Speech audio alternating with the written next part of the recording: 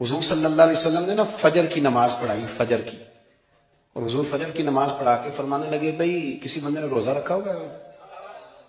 حضرت عمر کہتے ہیں رات کو میرا ارادہ تھا رکھوں، پر سویرے پہ میں نے گرا دیا، نہیں رکھا۔ حضور نے دوسری دفعہ پوچھا بھائی کسی نے روزہ رکھا ہے؟ تو حضرت صدیق کے اوپر نے ہاتھ کھڑا کیا، عرض کی یا رسول اللہ میں نے رکھا ہوا۔ آپ حکم نہ دیتے تو نہ بتاتا، پر روزہ رکھنا بھی آپ نے توجہ دلائی ہے تو حکم بھی آپ کا بتاؤ تو بتا دیا۔ حضرت عمر کہتے ہیں حضور نے فجر کی نماز پڑھائی، فجر کی۔ دوسرا سوال پوچھا بھی کسی نے کسی بیمار کی تیمارداری کی ہے؟ تو حضرت عمر کہتے ہیں میں نے فٹافٹ عرض کی یا رسول اللہ ابھی تو نماز فجر پڑھی ہے، تو اب گھر جائیں گے تو تیمارداری کریں گے؟ تو حضور نے فرمایا عمر تو ذرا ٹھہر جانا، جلدی نہ کر، ٹھہر نہ، ذرا روک تو صحیح۔ تو حضرت عمر فاروق رضی اللہ تعالیٰ عنہ فرماتے ہیں میں چپ کر گیا۔ حضور نے فرمایا بتاؤ بھی کسی نے تیمارداری کی ہے؟ تو صدیق اکبر نے ہاتھ کھڑا کیا، عرض کی یا رسول اللہ عبد الرحمن بن عوف رضی اللہ تعالیٰ عنہ 2-3 دن سے نماز پڑھنے نہیں آ رہے، رات میں نے پتہ کرایا تو پتہ چلا بیمار ہے، اور حضور مجھے یہ بھی پتہ ہے وہ میرا یار ہے، مجھے پتہ ہے رات کو جلدی سوتا ہے پر تہجد میں ضرور اٹھتا ہے، تو حضور میں بھی ذرا فجر کا وقت جلدی اٹھا ہوں تو فجر میں آنے سے پہلے عبد الرحمن ابن عوف کی تیمارداری کر کے آیا ہوں۔ حضرت عمر کہتے ہیں میں نہ ہلکا ہلکا ڈھیلا پڑ گیا۔ حضور نے تیسرا سوال پوچھا، فرمایا کسی نے کسی مسکین کو کھانا کھلایا؟ کھانا کھلایا کسی مسکین کو؟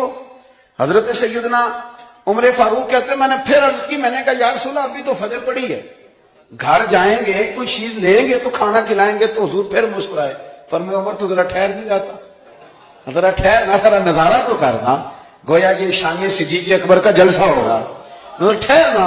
حضور نے پھر پوچھا بھی کسی نے کسی مسکین کو کھانا کھلایا ہے؟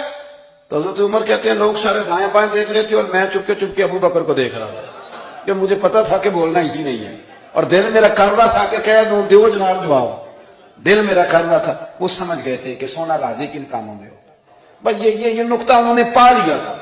حضور نے فرمایا بتاؤ کسی مسکین کو روٹی کھلائی ہے؟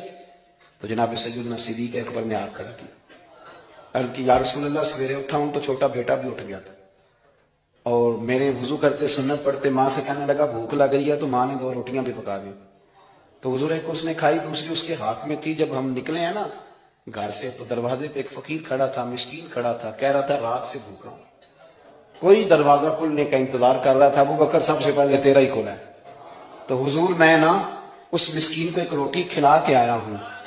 حضرت عمر فاروق کہتے ہیں میں نے گردن جھکا لی، اور میرے رسول کریم نے فرمایا اے اللہ میرے ابو بکر پہ رحم فرما، اللہ میرے ابو بکر۔ وہ سمجھ گئے تھے، مزاج شناسا سمجھ آ گئی تھی کہ حضور کن باتوں میں، اور نہ اپنے اوپر وہ سارا کچھ طاری کر دیا تھا انہوں نے، طاری، ان کی ادائیں بالکل ڈھل گئی تھی نبی پاک کی ادائیں۔ 3 دن وہ غار ثور میں رہے تو ہمارے صوفیاء فرماتے ہیں کہ ان پر تجلیاں بھی پڑی محبوب کی معرفت کی۔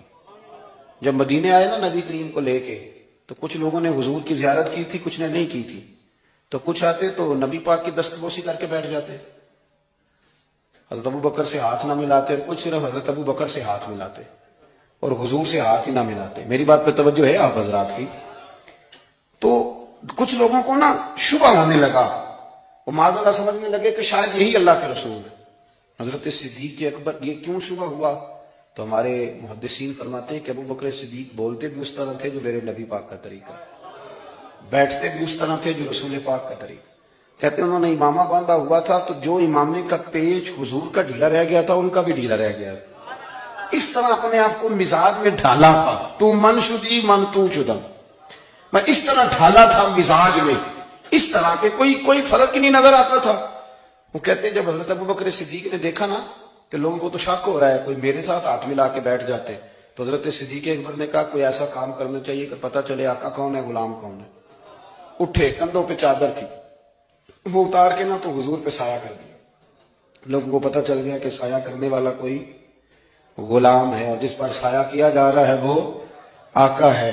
کیا خوبصورت نقطہ لکھا ہے مفسرین نے، شارحین فرماتے ہیں تھوڑی دیر کے لیے حضرت ابو بکر صدیق نے حضور کے سر انور پر اپنی چادر کا سایہ کیا تھا۔ اللہ کے رسول نے احسان کا بدلہ یہ دیا، نیکی کا بدلہ یہ دیا کہ قیامت تک ان کی قبر پر اپنے گنبد کا سایہ فرما دیا، قیامت تک گنبد کا سایہ کر دیا۔